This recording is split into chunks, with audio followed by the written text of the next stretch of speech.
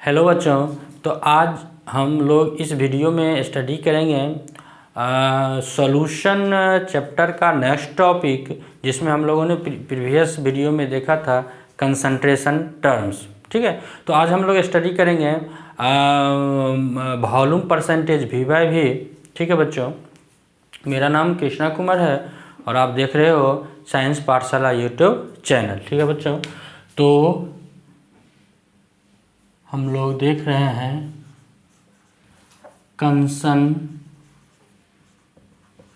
Concentration terms. ठीक है, volume percentage V by V, इसको हम लोग परसेंटेज बाय वॉल्यूम भी बोलते हैं। ठीक है बच्चों, तो ये होता है volume percentage of A component.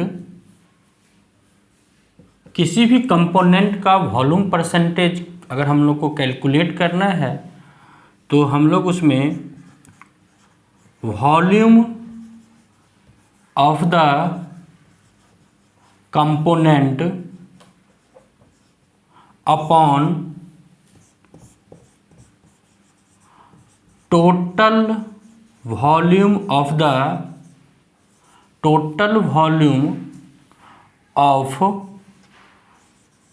all the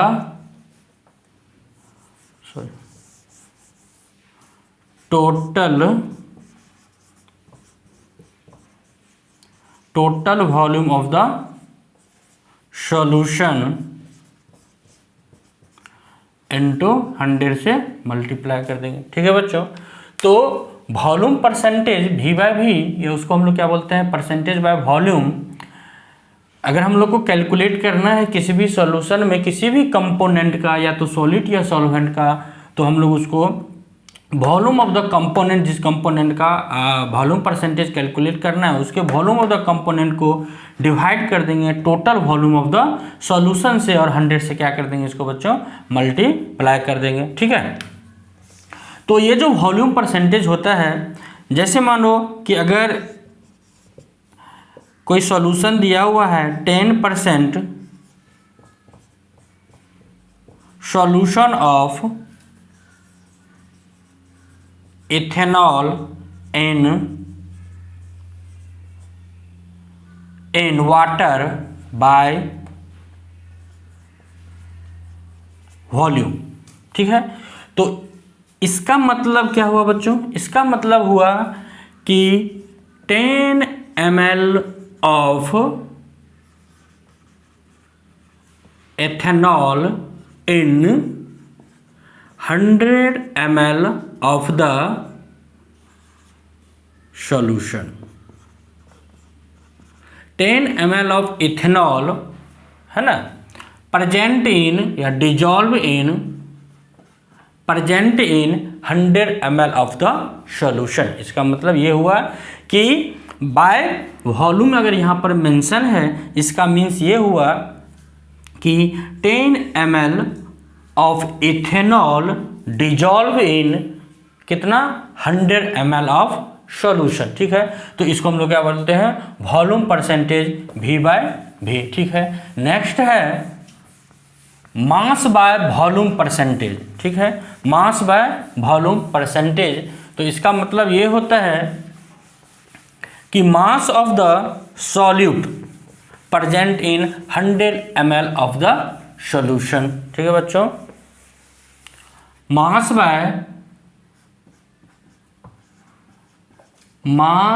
by volume percentage. ठीक है, इसका मतलब होता है mass of the solute present in 100 ml 100 ml of the solution. ठीक है बच्चों, तो इसको हम लोग क्या बोलते हैं, mass by volume percentage, mass of the solute present in 100 ml of the solution. 100 ml of the solution में मास ऑफ सॉल्यूट कितना डिजॉल्व है, अगर इस तरह लिखा हुआ है हम लोग उसको क्या समझते हैं, मास बाय वॉल्यूम परसेंटेज। इस कंसंट्रेशन टर्म्स को हम लोग एप्लीकेशंस करते हैं, इसका जो एप्लीकेशंस है मेडिसिन्स एंड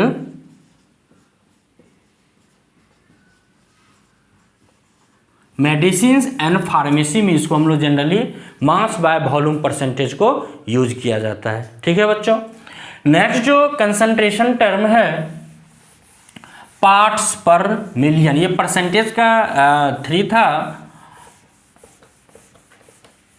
जो नेक्स्ट है वह क्या है, पार्ट्स पर मिलियन। ठीक है बच्चों, ये है next parts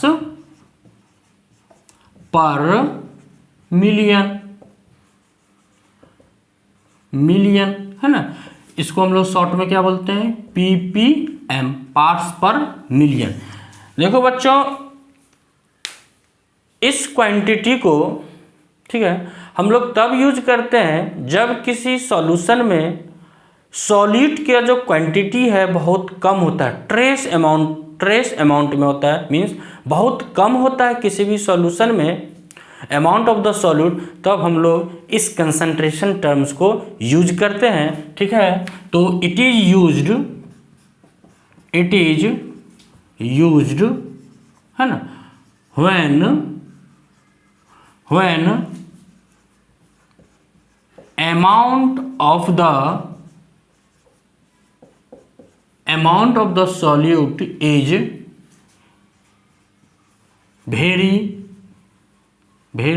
small, that is in trace quantities means कि इसकी जो मात्रा होता है, सॉल्यूट का जो मात्रा होगा, जो अमाउंट होगा सॉल्यूशन में क्या होगा, बहुत कम होता है, क्योंकि यहाँ क्या है, मिलियन, 10 लाख में आपका क्या है, वो जो सॉल्यूट होगा उसकी मात्रा क्या है। ठीक है, तो यहाँ पर क्या है कि सॉल्यूशन जो होगा उसका अमाउंट बहुत ज़्यादा होगा, उस सॉल्यूशन में अमाउंट ऑफ सॉल्यूट जो होगा वो क्या होगा, बहुत कम होगा। जब इस तरह का सॉल्यूशंस होता है, ठीक है, तो हम लोग इस कंसंट्रेशन टर्म को यूज करते हैं पार्ट्स पर मिलियन। ठीक है बच्चों, तो ये पार्ट्स पर मिलियन अगर हम लोग को निकालना है, कैलकुलेट करना है ना, तो ये होता है पार्ट्स पर million, parts of the component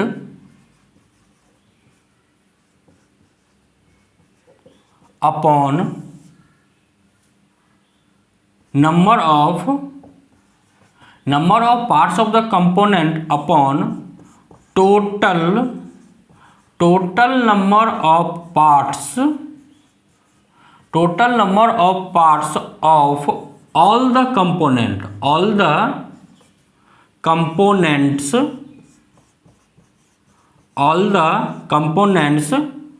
of the solution। ठीक है बच्चों, into 10⁶, 1 मिलियन है ना। अगर किसी भी कंपोनेंट्स का, ठीक है, अगर हमको उसका ppm निकालना है तो number of parts of the component उसको डिवाइड करेंगे उस सॉल्यूशन में कितने total number of parts of the component है, और उसको 10⁶ से क्या करेंगे, मल्टीप्लाई कर देंगे। ठीक है बच्चों, तो ये हो गया ppm। जो इसका जो जनरली इस कंसंट्रेशन टर्म्स को हम लोग यूज करते हैं, जैसे the concentration of pollutants in air और एटमॉस्फेयर। एयर और एटमॉस्फेयर में जो पॉल्यूटेंट्स है उसकी मात्रा क्या होता है, बहुत कम होता है, इसलिए हम लोग इस कंसंट्रेशन टर्म्स को यहाँ पे यूज करते हैं ppm, पार्ट्स पर मिलियन। ठीक है बच्चों, नेक्स्ट जो है मोल फ्रैक्शन। ठीक है, नेक्स्ट जो कंसंट्रेशन टर्म है वह क्या है, mole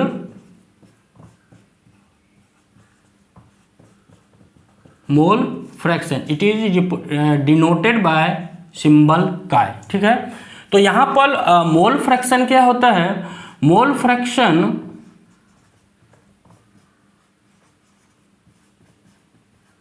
mole fraction of A component, अगर किसी कंपोनेंट का मोल फ्रैक्शन कैलकुलेट करना है तो हम लोग क्या करते हैं कि number of moles of the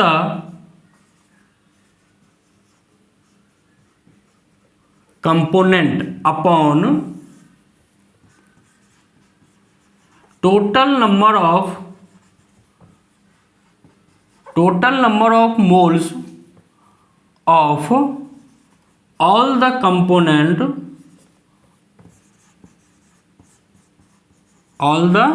components of the solution. उस सॉल्यूशन में जितने भी कंपोनेंट्स हैं उन सभी कंपोनेंट्स का टोटल नंबर ऑफ मोल्स से हम लोग डिवाइड करते हैं, जिस कंपोनेंट का मोल फ्रैक्शन निकालना है उसके मोल को। ठीक है बच्चों, तो ये हो गया मोल फ्रैक्शन ऑफ ए कंपोनेंट का फॉर्मूला। अगर हम लोग क्या करते हैं, सपोज ए बाइनरी सॉल्यूशन किसको बोलेंगे बच्चों? ऐसा सॉल्यूशन जिसमें कितना कंपोनेंट है? 2, है ना। ऐसा सॉल्यूशन जिसमें कितना कंपोनेंट होंगे? 2, उसको हम लोग क्या बोलते हैं? Binary solution. A binary solution having two components A and B, है ना। इसका कितना कंपोनेंट्स है? 2, A and B. Let number of moles of component A, उसको हम लोग क्या लेते हैं? Small N A. ठीक है ना। Let N A number of moles of the component A. Similarly, NB is the number of moles of the component B. Chi is the mole fraction of the component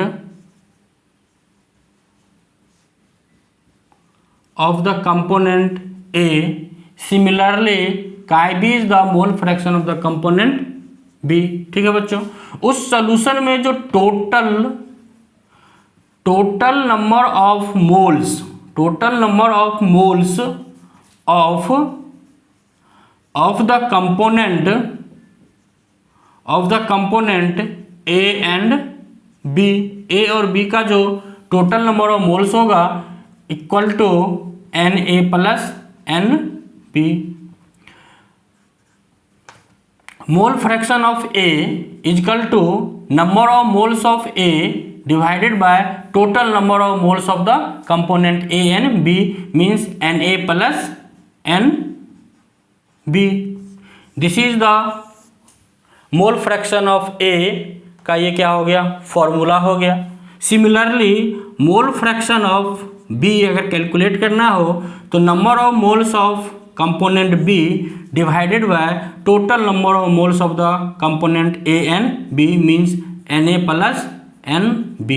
ये मोल fraction of B हो गया। ठीक है, अब देखो बच्चों, हमेशा क्या होता है कि sum of the mole fraction of all the component of the solution equal to 1 होता है ना। तो यहाँ पर 2 कंपोनेंट है, उन सभी कंपोनेंट के मोल फ्रैक्शन का जो सम होगा वह क्या होगा? Equal to the 1। ठीक है, और ये जो होता है मोल फ्रैक्शन, ये क्या होता है? ये जो कंसंट्रेशन टर्म है इट इज यूनिट लेस होता है। इट इज यूनिट लेस क्यों?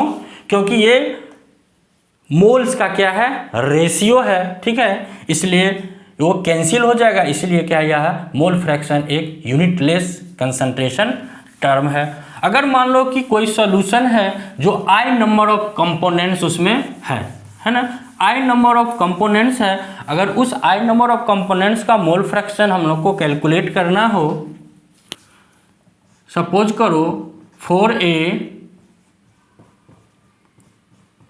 Solution containing I number of component, तो इस आई नंबर कंपोनेंट का मोल फ्रैक्शन का आई इजकल टू हो जाएगा N I upon N1 plus N2 plus N I, ठीक है, ये हो जाएगा equal to N I upon summation, ठीक है बच्चों, समेशन ऑफ एन आई, ये हो गया काय आई, ठीक है। यहां पर हो जाएगा N1 plus N2 plus Ni equal to 1, ठीक है। अगर कोई सॉल्यूशन है, उस सॉल्यूशन में आई नंबर ऑफ कंपोनेंट है, अगर आई नंबर ऑफ कंपोनेंट का मोल फ्रैक्शन कैलकुलेट करना है तो उसके मोल को डिवाइड करेंगे उस सॉल्यूशन में जितने भी मोल्स हैं उसके सम से, तो ये आ जाएगा इसका mole fraction of I component equal to this, ठीक है। इसमें हम लोग क्या करते हैं, एक क्वेश्चन को करते हैं, न्यूमेरिकल क्वेश्चन को। मान लो कि एक सॉल्यूशन है, उस सॉल्यूशन में मानो कि ये क्या है, एक सॉल्यूशन है, ठीक है बच्चों, ये क्या है, ये सॉल्यूशन है, ये सॉल्यूशन है। इस सॉल्यूशन में ethylene glycol, ethylene glycol C2H6O2 present है, ठीक है। अब इसका जो इसमें जो कंसंट्रेशन है वह है 20% बाय मास। कितना कंसंट्रेशन है, 20% बाय मास इस सॉल्यूशन में है। तो 20% बाय मास का मीन्स क्या हुआ बच्चों कि 20 ग्राम C2H6O2 प्रेजेंट है 100 ग्राम, जो कि हम लोगों ने पीछे पढ़ा है अभी परसेंटेज में। 20 ग्राम C2H6 प्रेजेंट है 100 ग्राम सॉल्यूशंस में। तो हम लोग को इस क्वेश्चन में फाइंड जो करना है मोल fraction of C2H6O2, mole fraction of ethylene glycol का मोल फ्रैक्शन हम लोग को कैलकुलेट करना है, ठीक है बच्चों। तो यहाँ पे हम लोग लिखेंगे मास ऑफ C2H6O2 कितना हो जाएगा, मास ऑफ C2H6O2 हो जाएगा 20 ग्राम, क्लियर है। मास ऑफ वाटर कितना हो जाएगा 80 ग्राम। टोटल कितना सॉल्यूशन है 100 में 20 अगर इथाइलिन ग्लाइकोल है तो 80 ग्राम क्या होगा, सॉल्वेंट होगा, मीन्स वाटर है, ठीक है। मोलर मास ऑफ C2H6O2 क्या होगा बच्चों, हम लोग इसको इस तरह कैलकुलेट करते हैं 12 × 2 प्लस 1 × 6 प्लस 16 × 2, ठीक है। ये टोटल कैलकुलेट करेंगे हम लोग तो 62 ग्राम पर मोल इसका मोलर मास हो गया। Molar mass of water H2O, इसका जो मोलर मास होता है 18 ग्राम पर मोल, ठीक है। यहाँ से हम लोग इसको कैलकुलेट कर लेंगे मोल fraction of mole fraction of ethylene glycol C2H6O2, ये हो जाएगा number of moles of ethylene glycol divided by number of moles of ethylene glycol plus number of moles of water. ठीक है बच्चों, अब यहाँ से number of moles of ethylene glycol हम लोग कैसे फाइंड करेंगे?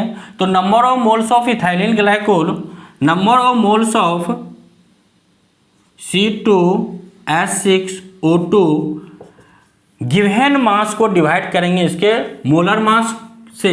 तो गिवन मास कितना है बच्चों? 20 ग्राम।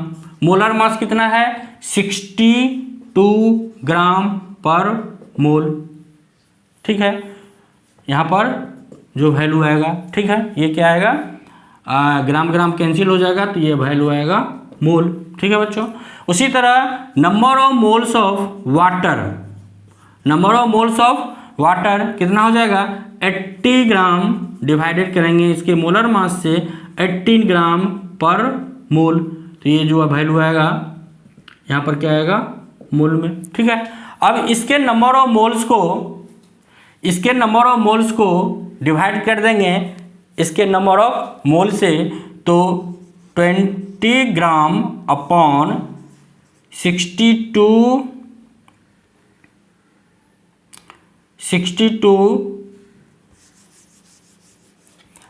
ठीक है बच्चों, तो इसके जो वैल्यू यहाँ पे आएगा, इसके हम लोग वैल्यू क्या करेंगे? इसका वैल्यू आता है कितना? 0.322 मोल आएगा। इसका जो आता है कैलकुलेट करने के बाद ये बच्चों आएगा 4.444 मोल। ठीक है, अब इसके वैल्यू को हम लोग यहाँ पर क्या करेंगे? रखेंगे 0.322 मोल। इसको डिवाइड करेंगे 0.322 प्लस 4.44, तो इसको कैलकुलेट करने के बाद जो यहाँ पर आएगा वह मोल फ्रैक्शन ऑफ इथाइलिन ग्लाइकोल हम लोग को क्या हो जाएगा बच्चों? यहाँ पे कैलकुलेट हो जाएगा। ठीक है, तो इस तरह से इसमें हम लोग इस तरह से इसके क्वेश्चन को सॉल्व करते हैं। ठीक है बच्चों, हम लोग नेक्स्ट टॉपिक में मिलते हैं फिर नेक्स्ट टॉपिक के साथ। तब तक के लिए ओके बाय।